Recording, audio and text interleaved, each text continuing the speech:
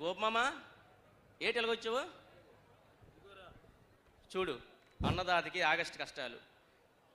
ఈ పాపిష్టి కాగితాలు రాసి రాసి నా చెయ్యి చివికిపోయిందిరా. మామ ఎంత తీసుకుంటున్నావు? 25,000 రా అయ్యా. ఎవరు అప్పిచ్చేదా? సావుకారేనా? ఆడి దగ్గరేరా. మళ్ళీ ఎవరున్నారు? ప్రతి ఏటా మన ధాన్యం కొనేది ఆడే కదరా, ఇంకెవరున్నారా? సోహ ఒకటిది, సంపద ఒకటిది. చెమట మాది, పంట ఆడిది. సరే, వడ్డీ ఎంత? 2 రూపాయలేనా?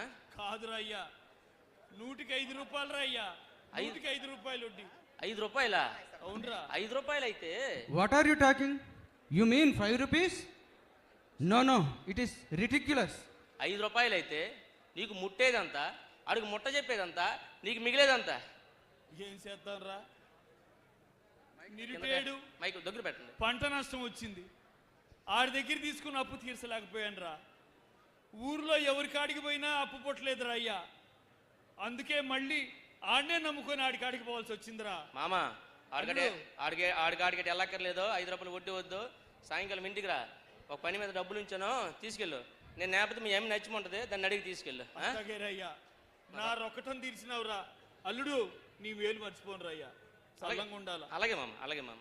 Naidu, well done. Keep it up.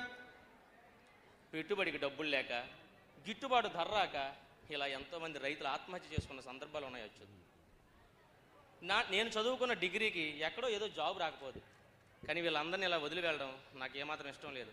ఎప్పటికైనా ఈ ప్రపంచము, ఈ ప్రభుత్వాలు మా కష్టాన్ని గుర్తించే రోజంటూ ఒకటి వస్తుంది. అంతవరకు నేను వీళ్ళతోనే ఉంటాను, రైతు సంఘంలోనే ఉంటాను.